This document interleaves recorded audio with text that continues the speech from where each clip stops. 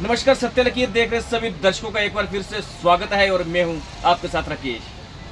जम्मू कश्मीर में जिस तरह से मेंबर ऑफ पार्लियामेंट के चुनाव जो है वो होने जा रहे हैं, उसका बिगुल बज चुका है। उसी को चलते एक और आज़ाद उम्मीदवार जो है वो मैदान में है। रोई मोड़ के रहने वाले जो नौजवान नेता हमारे बीच में हैं, आइए इनसे जानते हैं कि कौन कौन से ये मैनिफेस्टो लेकर ये जनता के बीच जा रहे हैं और अगर ये सांसद बन गए तो इनके जो मुख्य लक्ष्य क्या होंगे। जिस तरह से हमने सत्य लकीर के माध्यम से आपको जितने भी जम्मू रियासी कॉन्स्टिट्यूंसी से जितने भी उम्मीदवार थे सबका इंटरव्यू दिखाया, सबके विचार आप लोगों ने सुने हैं। आज एक और नया चेहरा आपके बीच में हम इसको लेके आए हैं, इनसे बातचीत करेंगे। सर, आपका एक और सत्य लकीर में स्वागत है। धन्यवाद। सर, कौन कौन से मुद्दे लेके सर आप जनता के बीच आ रहे हो? देखिए, हमारा ये मानना है कि भारत में रहने वाला हर नागरिक भारत का नागरिक है। देश में सबसे प्रमुख होता है हमारा प्रदेश, ठीक है।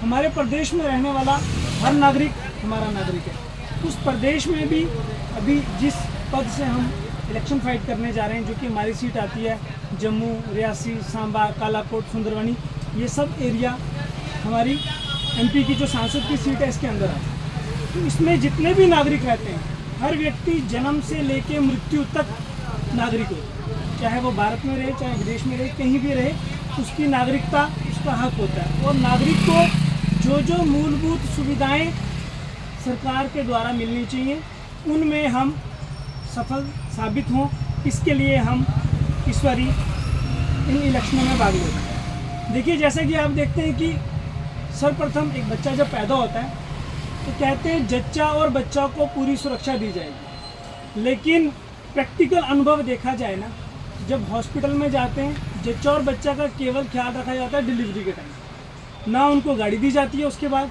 और ना उनको पहले दवाइयाँ मुहैया कराई जाती हैं। डॉक्टर उनको जब चेक करते हैं लेडीज़ को, कहते हैं जाके बाहर से दवाई ले लो। अगर बाहर से ही दवाई लेनी है तो एफएम और बाकी चैनलों में ये क्यों चलाया जाता है कि जन्म से लेकर 2 साल तक बच्चे की सुरक्षा की गारंटी सरकार लेगी, और अगर कहते हैं तो लेती क्यों नहीं, है ना। ये आ गई बच्चे की। उसके बाद आ गई जब बच्चा थोड़ा बड़ा होता है तो उसको अच्छे स्कूल में एडमिशन मिलनी चाहिए। और प्राइवेट स्कूल में आज की डेट में इतनी महंगाई है कि 10,000 रुपया मासिक कमाने वाले लोग उन स्कूलों में बच्चों को नहीं पढ़ा सकते। और सरकारी स्कूलों में एक समय बहुत अच्छी पढ़ाई होती थी। हमारे बुजुर्ग जितने भी उच्च पदों पे नियुक्त हैं सब सरकारी स्कूलों में पढ़े हुए, है ना। तो हम ये कहते हैं कि एक बार पुनः सरकारी स्कूलों में ऐसी सुविधाएं लाई जाएं कि लोग प्राइवेट स्कूलों से निकाल के बच्चों को सरकारी स्कूलों में दाखिल करवाएं। उसके लिए जितना हमसे प्रयास होगा हम प्रयास करेंगे, है ना। जो भी सुविधाएं स्कूलों में चाहिए वो हम मुहैया कराएंगे।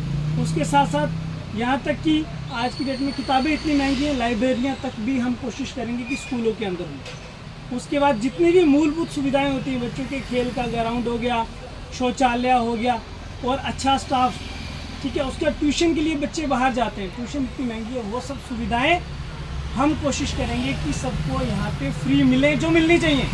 पीछे से पैसा आता है, फंड आता है, लेकिन हमारे जितने भी पहले जो लोग नेता बनते हैं, इनके खुद के इतने बड़े बड़े कारोबार और रोजगार हैं कि वो फंड वहीं पे इन्वेस्ट हो जाता है, आम जनता तक पहुँचता ही नहीं है, और जनता को पता ही नहीं चलता 5 साल बीत जाते हैं। और विगत आप मानो कि 6 साल होने वाले हैं, हमारे जम्मू में कोई भी राजा नहीं है, अर्थात राजपद खाली बैठा हुआ है।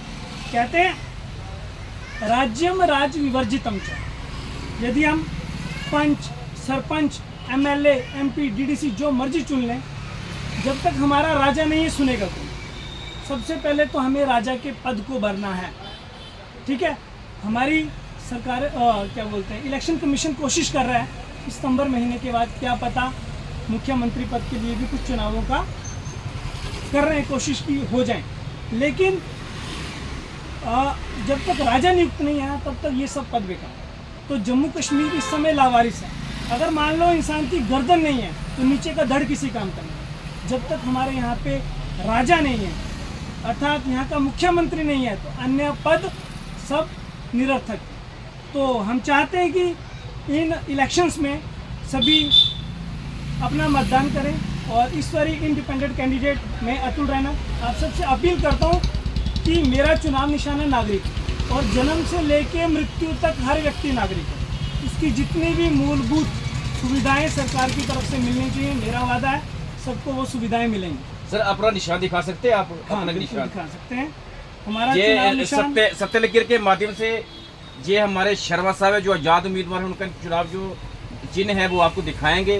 फोन के माध्यम से मैं अपने सहयोगी से कहूँगा जरा कैमरा इनकी ओर थोड़ा घुमाएंगे। ये इनका चुनाव निशान है। ये हमारा चुनाव निशान है।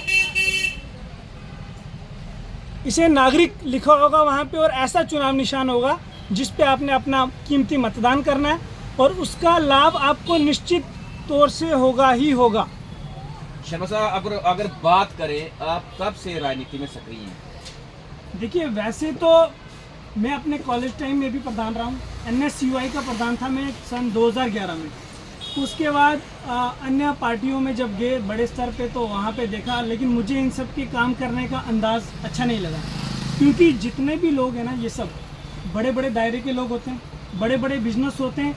आम व्यक्ति का वहाँ पे आप बोलो आम व्यक्ति की वैल्यू पड़े वहाँ पे नहीं पड़ता। और मैं आपको सच बताऊँ, कॉलेज छोड़ने के बाद 7-8 साल हमने ये सब देखा और हमें अच्छा नहीं लगा। और लास्ट 2 सालों में फिर हमने निर्णय लिया कि जहाँ पे जिस प्रदेश का राजा ना हो, ठीक है, वो प्रदेश तो वैसे ही लावारिस होता है, तो हम चाहते हैं कि सबसे पहले तो वो लावारिसपन ख़त्म हो। लेकिन उससे पहले यदि यहाँ पे हमें मौका मिलता है तो यदि हम इसमें विजयश्री प्राप्त करते हैं, उसके बाद जो भी अपने प्रदेश का हित का कार्य होगा वो हम करने की कोशिश करेंगे। यदि आप देखें तो वर्तमान समय में देखें तो पिछले 6 सालों से सभी कहते हैं माइनिंग नहीं होगी। दिन को ये लोग माइनिंग नहीं करते, ठीक है, पुलिस डंडा लेके आ जाती है, ट्रालियाँ पकड़ लेते हैं, लेकिन रात को बड़े बड़े डंपर जाते हैं, ठीक है। उसके बाद आप देखो डिस्पेंसरियाँ बना रहे हैं। ये डिस्पेंसरियों में क्या कर रहा है, बिल्डिंगें खड़ी कर रहे हैं जिसमें कि ये लाखों रुपये कमा लेते, कमीशनें जो भी है, ठीक है, लेकिन उसमें मुलाजिम नहीं रख रहे क्योंकि वहाँ पे सैलरी देनी पड़ेगी, पैसे जाएंगे, ठीक है। इसी तरह से ऐसे जो आपने भूतपूर्व समय में अपने सांसदों को, नेताओं को झेला है, जिससे आपको 0% प्रॉफिट का मार्जिन मिला है, ठीक है, एक बार हमें मौका दे के देखिए। और यदि हम कहना नहीं चाहते, जिस कॉलेज में हम प्रधान रहे हैं ना, जैसे ही हमने चुनावों का बिगुल बजाया और हमने कहा कि हम राजनीति में आ रहे हैं, तो हमारे कॉलेज के वो विद्यार्थी जिनके समय में हम वहाँ पे प्रधान हुआ करते, उन्होंने कहा अतुल भैया हम आपके साथ हैं, हम आपको वोट करें, क्योंकि उन्होंने देखा हम दिल्ली जाते थे। हमने कभी अपने कॉलेज टाइम में जैसे प्रेसिडेंट उगराइयाँ करते हैं, हमने किसी से कोई उगराई नहीं की, हम अपनी जेब से पैसे खर्च के जाते थे, जो भी काम हो दिल्ली जाना, विशेष सर से मिलना, करवा के आ जाना। कभी हमने किसी से कोई पैसे की मांग नहीं की, और इसीलिए वो विद्यार्थी वर्ग भी आज हमारे साथ है, क्योंकि कॉलेज छोड़े हुए भी हमें नाना करते 10 से 11 साल हो गए, लेकिन वो 11 साल के बाद भी जब हम मार्केट में आ रहे हैं वो लोग सबसे पहले हमें मैसेज कर रहे हैं कि हम आपके साथ, यानी कुछ तो रहा होगा ना। शर्मा जी अगर बात करें कि पिछले 10 साल से जहाँ पर जुगल किशोर शर्मा जी यहाँ से सांसद है, जो जम्मू कश्मीर युवा देश की रीढ़ की हड्डी इनको कहा जाता है, इन्होंने अग्निवीर की भर्ती भी 4 साल की कर दी है। 370 हटने के बाद इन्होंने सरकारी जो वायदे किए थे कि सरकारी जहाँ पर रोजगार होंगे, क्या कहते हो आप? कल अगर आप जीत कर जाते हो तो क्या अग्निवीर के बारे में कुछ सोचोगे, युवाओं के बारे में कुछ सोचोगे? जो जहाँ के हालात हैं जम्मू कश्मीर के बाद जम्मू के करें जिस कंस्टिट्यूंसी से आप खड़े हो रहे हैं, जहाँ पर हमेशा सीमावर्ती गाँव है, जहाँ पर लाइट भी बड़ी कम रहती है, लेकिन लोगों ने सरकार ने लोगों पर स्मार्ट मीटर थोप दी है, इस पर कोई एक्शन लेंगे आप? देखिए अग्निवीर के खिलाफ तो पहला एक्शन रहेगा ही रहेगा। ये कोई 4 साल की नौकरी कौन सी नौकरी होती है? क्या इंसान की आयु सीमा केवल मात्र 10 साल है? जो व्यक्ति 60-70 साल की आयु तक जीवित रह सकता है, उसे नित्य प्रति रोजगार की ज़रूरत है, और यदि समय अनुसार वो रिटायर हो जाते हैं तो तब भी उनको इतनी धनराशि तो आनी चाहिए कि वो अपना बचा हुआ जीवन अच्छे से व्यतीत कर सकें। अग्निवीर जैसी ये जो आप कह रहे हैं ऐसी भर्ती तो होनी नहीं चाहिए, नंबर 1। नंबर 2 रहे स्मार्ट मीटर। स्मार्ट मीटर में इन लोगों ने बहुत बड़ी घूस ली, इन्होंने साइन करे तो स्मार्ट मीटर यहाँ तक आए। अगर ये सांसद लोग यहाँ पे इसको लागू नहीं होने देते तो कोई नहीं कर सकता था। इन्होंने तो अपनी खबरों में मेट्रो भी चला दी। चलेगी मेट्रो, 10 से 15 साल लगेंगे, लेकिन कागजों में इन्होंने आज भी चला दिया, चल सकती है। उसके बाद हमारे रिफ्यूजी लोग जो इतने समय से यहाँ पे, क्या उनके लिए इन्होंने सोचा? उन बेचारों को हर दिन डर रहता है आज हमें यहाँ से उठा दिया जाएगा।